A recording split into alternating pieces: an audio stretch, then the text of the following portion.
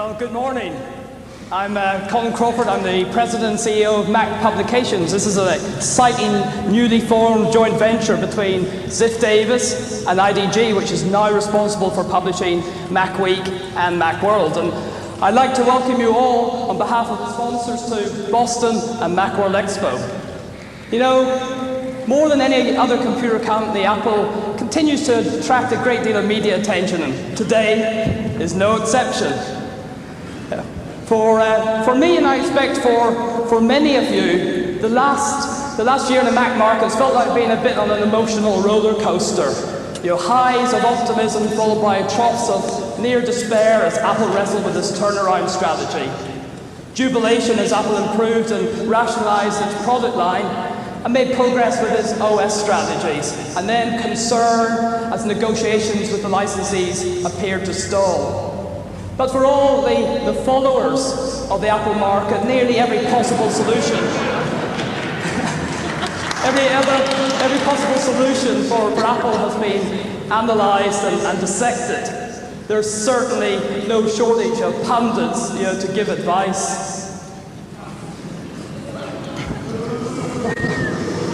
Gil Amelio, Apple's former CEO, once remarked to me his frustration with the media coverage. My response was that Apple would be facing an even bigger problem if the media stopped caring.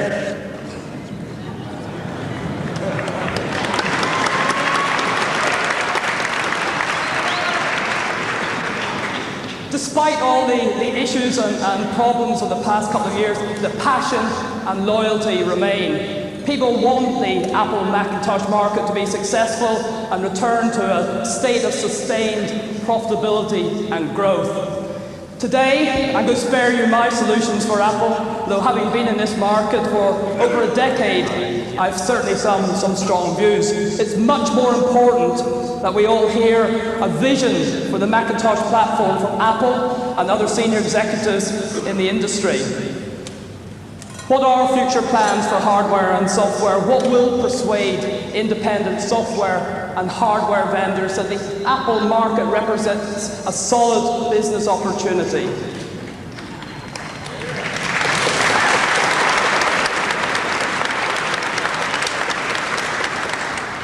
I want to leave Macworld Expo at the end of the week with evidence that the Macintosh platform is still one of the most exciting segments of the computer industry.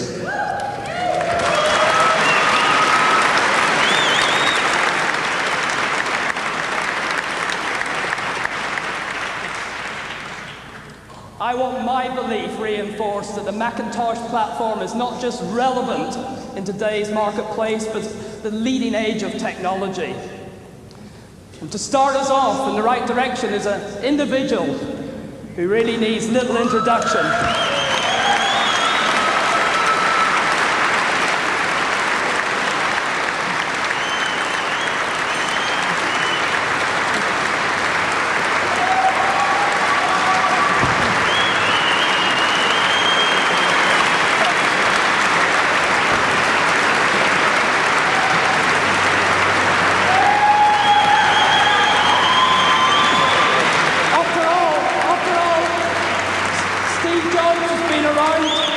Since the very first Macintosh. So please join with me now and welcome from Apple Computer, Steve Jobs.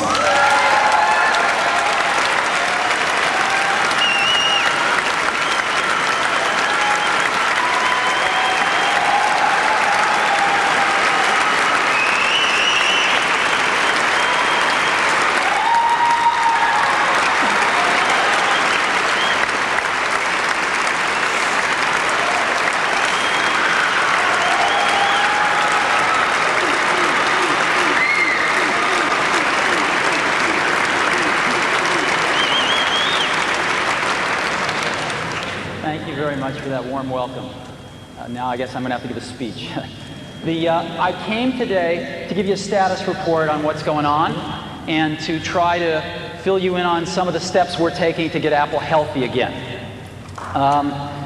As you know, I'm the chairman and CEO of a company called Pixar, and thank you. And I, like a lot of other people, are pulling together to help Apple get healthy again, and I am extraordinarily confident that that is going to happen. Now, when I started to get involved, a lot of people gave me advice. And some of the advice that was the most popular was Apple has become irrelevant. There was a great one that was Apple can't execute anything. And another one was the Apple culture is anarchy. No one could manage it. You've read all these things in the press. And after 4 weeks, here's what I found. Quite the opposite of these things, actually. Apple's not as relevant as it used to be everywhere, but in some incredibly important market segments, it's extraordinarily relevant. And I want to share some of that with you today. Apple is executing wonderfully on many of the wrong things. The ability of the organization to execute is really high, though. I mean, I've met some extraordinary people at Apple. There's a lot of great people at Apple. They're doing some of the wrong things because the plan has been wrong. And lastly, what I found is rather than anarchy, I found people that can't wait to fall into line behind a good strategy. There just hasn't been one.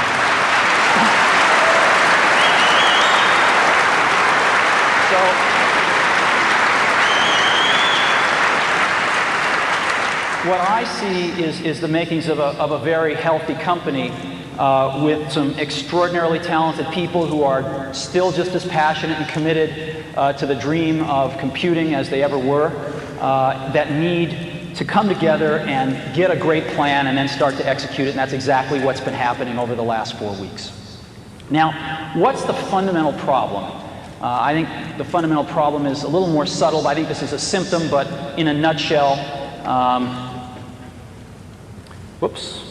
excuse me. In a nutshell, that's it. Right? Apple's sales in 1995 were 11.1 billion. In 96 they were 9.5 billion, and in this year they'll be, 7 billion plus or minus a little bit. That's the problem, or the symptom, depending on how you look at it. And that needs to be stabilized and turned around, and people are working very hard to do that. So what are some beginning steps that we're going to take? One of the first ones has to be to start at the top. Apple's done a lot of change at the bottom, and I think this change needs to start at the top with the board of directors. Focus on relevance. Apple needs to find where it is still incredibly relevant and focus on those areas. It needs to figure out what its core assets are and invest more in them. Apple has neglected its core assets for a while. It has to forge some meaningful partnerships, not just partnerships and press releases. And it needs to define some new product paradigms.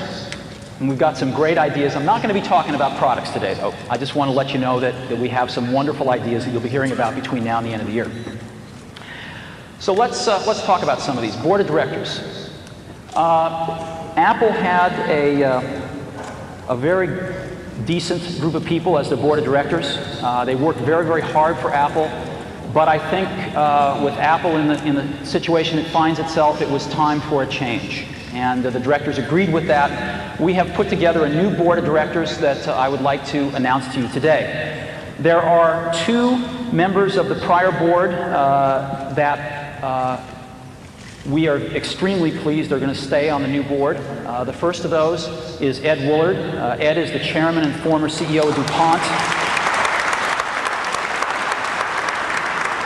I've gotten to know Ed over the last several weeks, and I think he's terrific and has provided a tremendous amount of leadership during this very critical time for Apple. Next is Gareth Chang. Gareth is the president of Hughes International. Again, he's been on the Apple board for a short while, and Gareth brings a tremendous international experience to Apple, in particular in Asia, which is a very important market and a high-growth market for Apple. And then we're going to add 4 new board members. The rest of the prior board has resigned, and we're going to add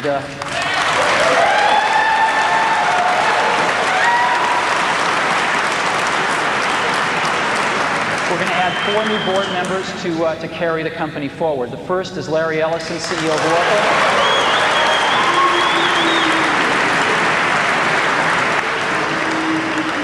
I hope that wasn't a boo I'm hearing. Larry started Oracle in his garage about a year after we started Apple. It's grown to be the second largest software company in the world. We would like to do a lot more in terms of software, and we thought having some software industry expertise would be a good idea on the board. Second board member, Jerry York, former CFO of IBM and Chrysler.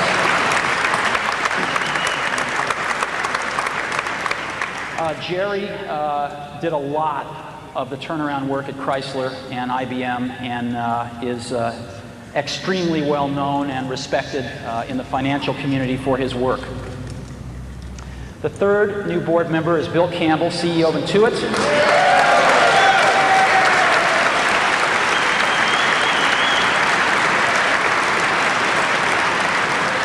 Bill, in addition to being CEO of Intuit, was formerly the Vice President of Sales and Marketing for Apple during some of its heyday, and also ran Claris, and is very familiar with some of the successes and some of the failures that Apple has had, and I think he'll be an extremely good board member. And lastly, I am joining the board as well.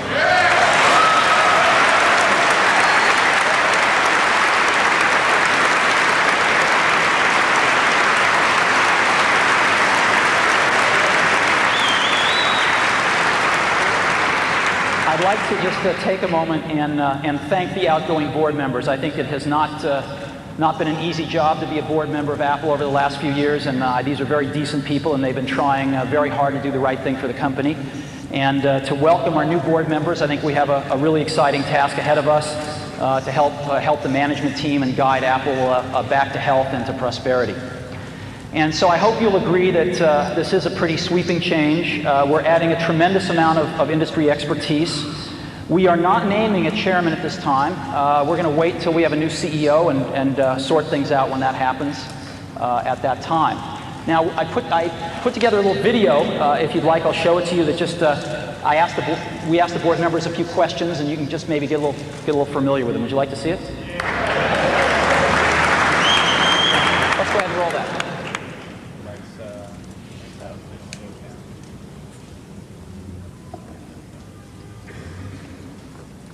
The old board has been associated with the past, and the past has been failure. The new board brings hope. The new group of people on the Apple board are all computer insiders. We've all been in the computer industry. Everyone knows that the computer industry changes at the speed of light.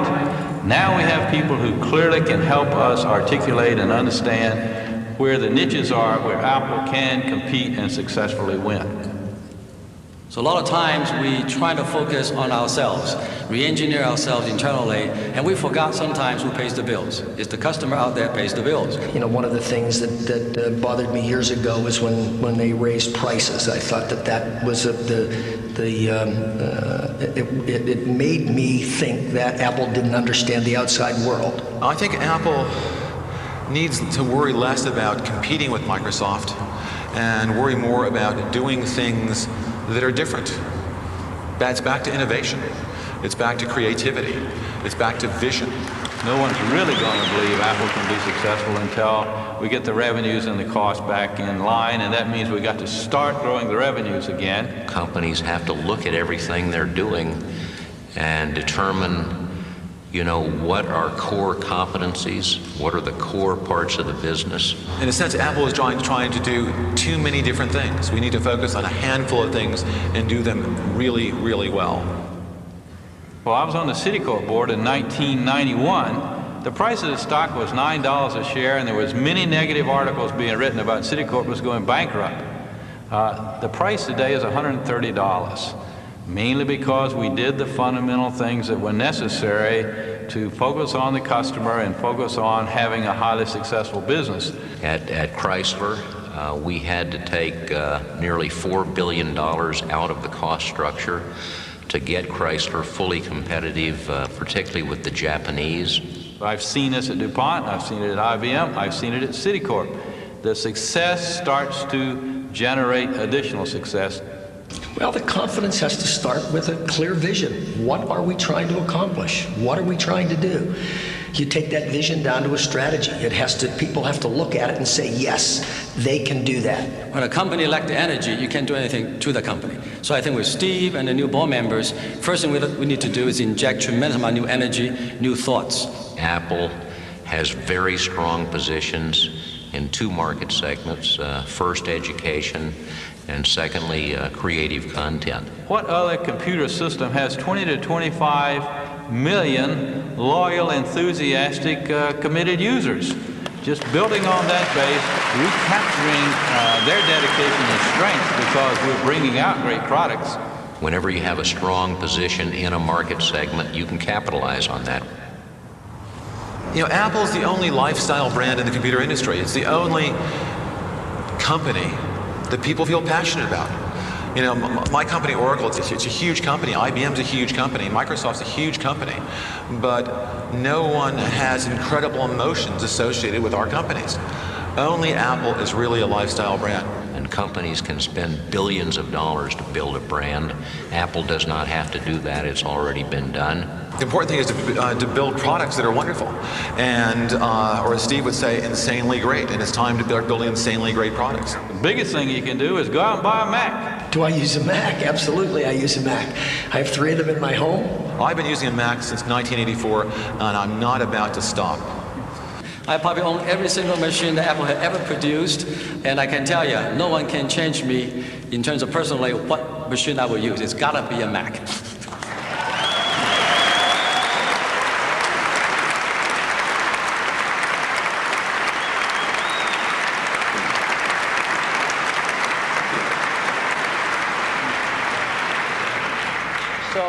As you can see, this is a pretty diverse group of people, a lot of deep industry expertise who come together to say, hey, this world's a lot better place with a healthy Apple computer in it. Okay, next, market focus.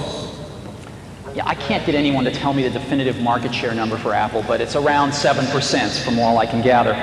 And the question is, where is Apple relevant? Where is Apple still the dominant player? Which market segments? And there are 2. The first one I call creative content. It's publishing, design, pre-press, etc. It's creative professionals using computers. And what's interesting is Apple is still the dominant market leader for creative professionals. By far. It's like 80% of the computers used in advertising and graphic arts, design, pre-press, all Macintoshes. And 64% is the best number I could find. 64% of all internet websites are created using a Mac. It's amazing.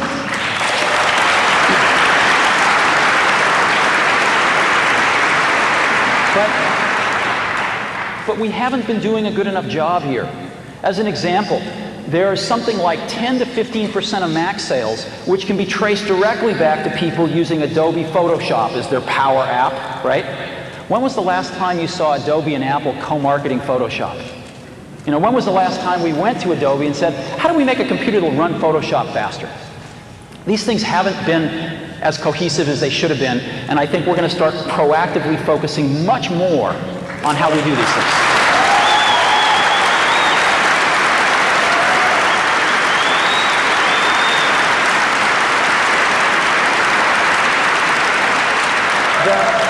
The second market is one that's very close to my heart, is education. Apple put the first computers in education. Apple did it again with the Macintosh, and Apple is still the dominant leader in education. Now, I'm going to ask you a question. Who is the largest education company in the world? Who's the largest education company in the world?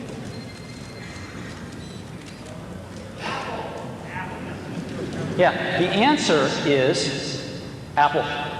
Apple is the single largest education supplier in the world. Okay, supplier to education in the world. Single largest education company in the world. Now, I've asked 100 people at Apple this, and only 2 have thought of Apple. It's incredible the position Apple still has in education. 60% of all computers in education are Apples. 64% of computers teachers use are Apples. It's a $2 to $2.5 billion business for Apple every year. What an incredible foundation to build off of. What an incredible legacy to build off of. And so you're going to see Apple proactively focusing much more on these two markets where it is very relevant, and both of these markets are growing over at 20% a year. Now, Apple's share is shrinking in these markets slowly, but I think you're going to see that stabilize and turn around, and you're going to see Apple grow with these markets because it's going to do a much better job of focusing where its relevance is and where its legacies lie.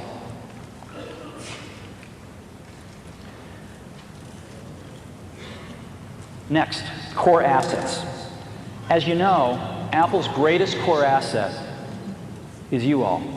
It's the group of 20 to 25 million active users that believe that Apple products and Macintosh is still the best in the world.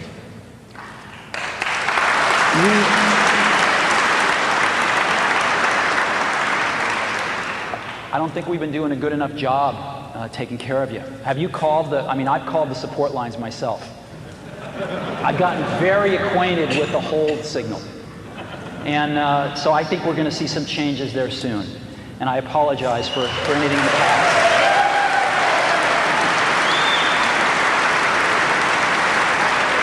But what I want to do right now is get a little more analytical.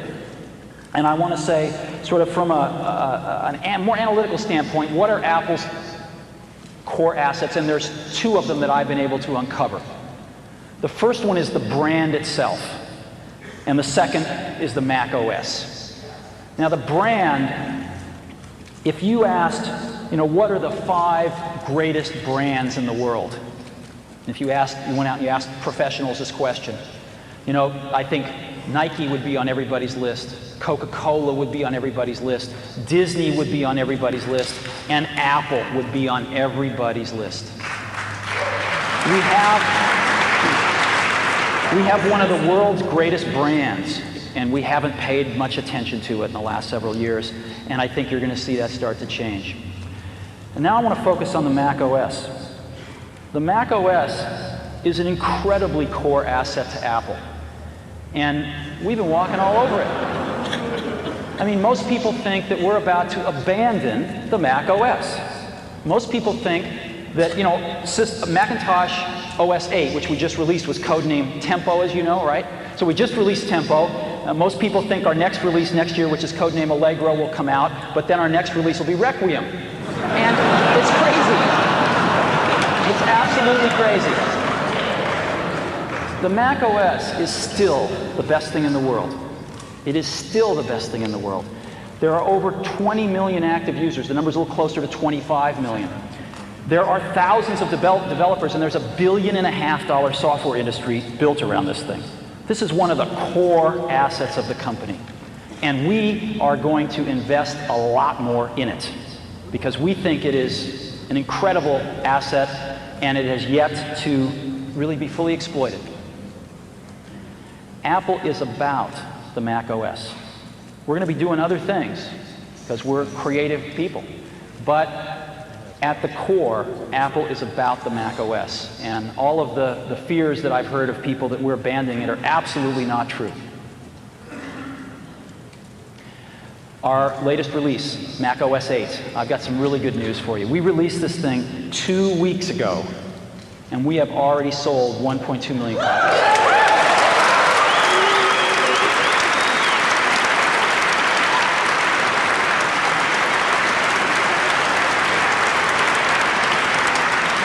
That's 4 times greater than what our forecast was. So we're scrambling to ship everything, and if it takes a little bit to get yours, please, I apologize for that, but we are scrambling. And this number's going up. It shows no sign of abating. So things are going very well with OS 8.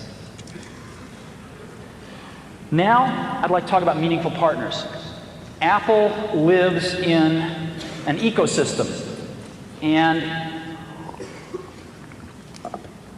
it needs help from other partners. It needs to help other partners. And relationships that are destructive don't help anybody in this industry as it is today. So during the last several weeks, we have looked at some of the relationships, and one has stood out as a relationship that hasn't been going so well, but had the potential, I think, to be great for both companies. And I'd like to announce one of our first partnerships today, a very, very meaningful one, and that is one with Microsoft.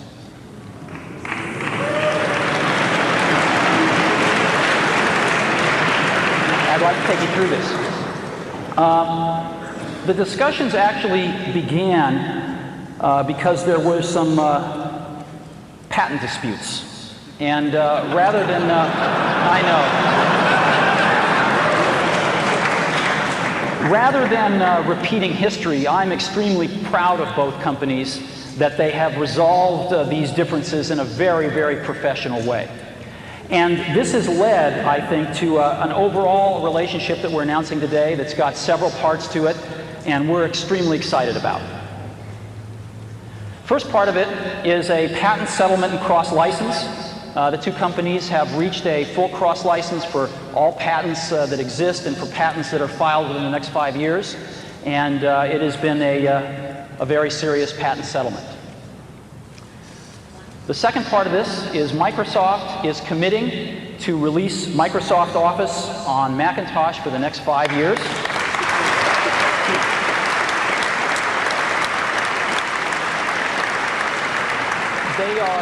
They are going to release the same number of major releases as they release on Windows during that time. Their first release is they're going to target to have it out near the end of the year. It might slip a few months into next year, but they're working real hard on it, and it looks very, very good. Next, we have taken a look at browsers out there, and Apple has decided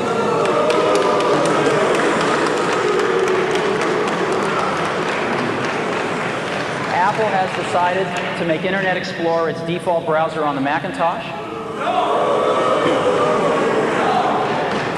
Since we believe in choice,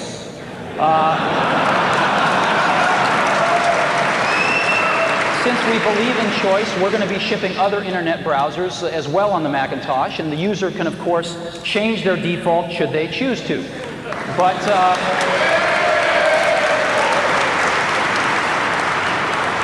we believe that Internet Explorer is a really good browser, and we think it's going to make a fine default browser. Java. We are going to be collaborating with Microsoft on Java to ensure that we can get the best from each other and ensure that there's compatibility between our virtual machines. And we think that that will serve everybody's interests. And lastly, Microsoft is making an investment in Apple. Microsoft is buying $150 million worth of Apple stock at market price. It is non-voting shares, and they've agreed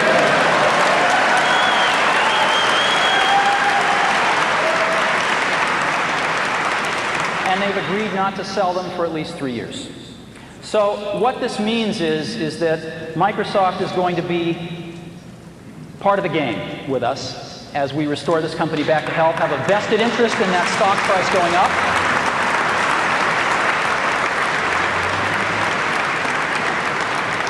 We're going to be working together on Microsoft Office, on Internet Explorer, on Java.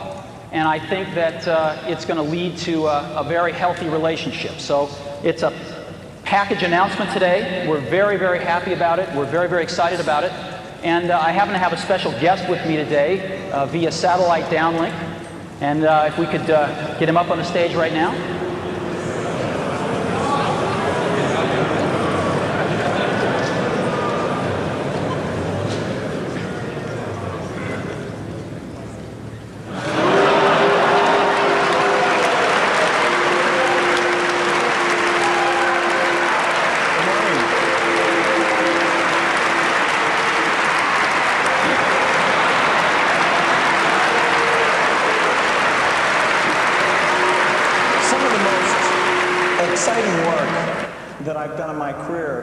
Has been the work that I've done with Steve on the Macintosh, whether it's the first introduction or doing products like Mac Excel.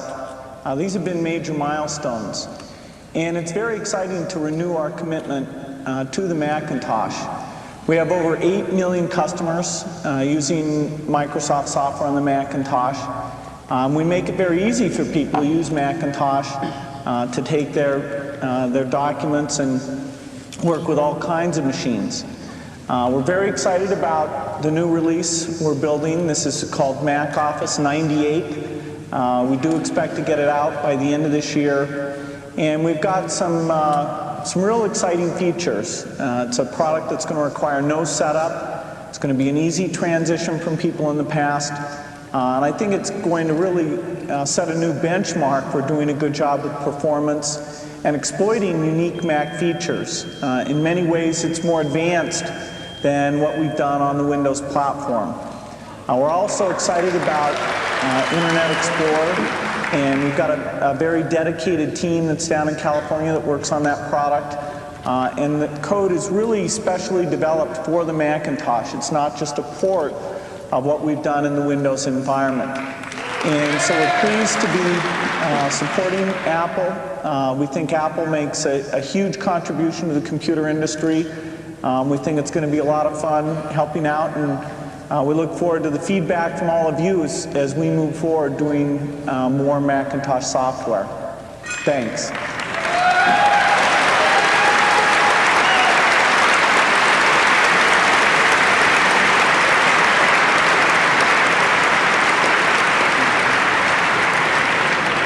Thank you, Bill. You know, where we are right now is we're shepherding some of the greatest assets in the computer industry. And if we want to move forward and see Apple healthy and prospering again, we have to let go of a few things here. We have to let go of this notion that for Apple to win, Microsoft has to lose. Okay?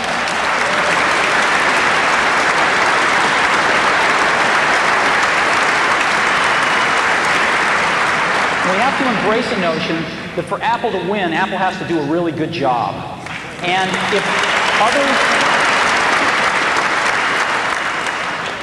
if others are going to help us, that's great. Because we need all the help we can get. And if we screw up and we don't do a good job, it's not somebody else's fault, it's our fault. So I think that's a very important perspective. I think if we want Microsoft Office on the Mac, we better treat the company that puts it out with a little bit of gratitude. We'd like their software. So the era of setting this up as a competition between Apple and Microsoft is over as far as I'm concerned. This is about getting Apple healthy, and this is about Apple being able to make incredibly great contributions to the industry to get healthy and prosper again.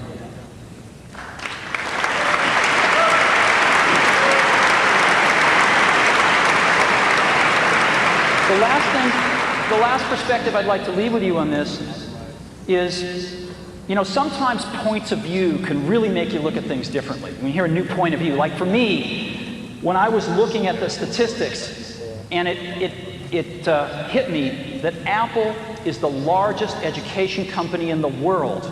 That was like a bolt of lightning. That's huge. What an incredible base to build off of. Another bolt of lightning is that Apple plus Microsoft equals 100% of the desktop computer market. And so,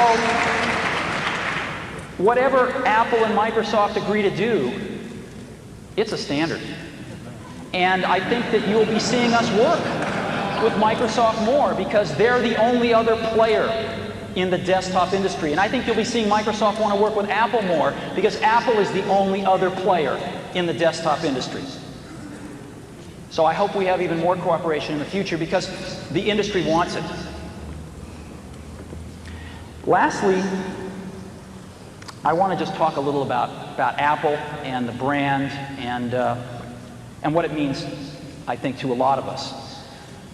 You know, I think you always had to be a little different to buy an Apple computer. When we shipped the Apple II, you had to think different about computers. I mean, computers were these things you saw in movies. They occupied giant rooms. They weren't these things you had on your desktop. You had to think differently because there wasn't any software at the beginning. You had to think differently when a first computer arrived at a school where there had never been one before, and it was an Apple II. I think you had to think really differently when you bought a Mac. It was a totally different computer, worked in a totally different way, used a totally different part of your brain.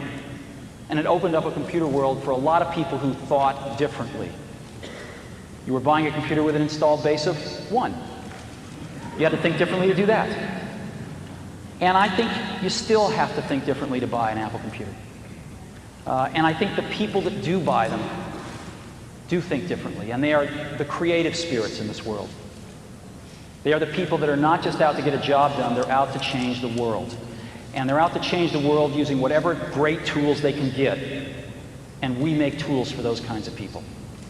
So hopefully, what you've seen here today are some beginning steps that give you some confidence that we too are going to think differently and serve the people that have been buying our products since the beginning. Because a lot of times people think they're crazy, but in that craziness we see genius, and those are the people we're making tools for. Thank you very much.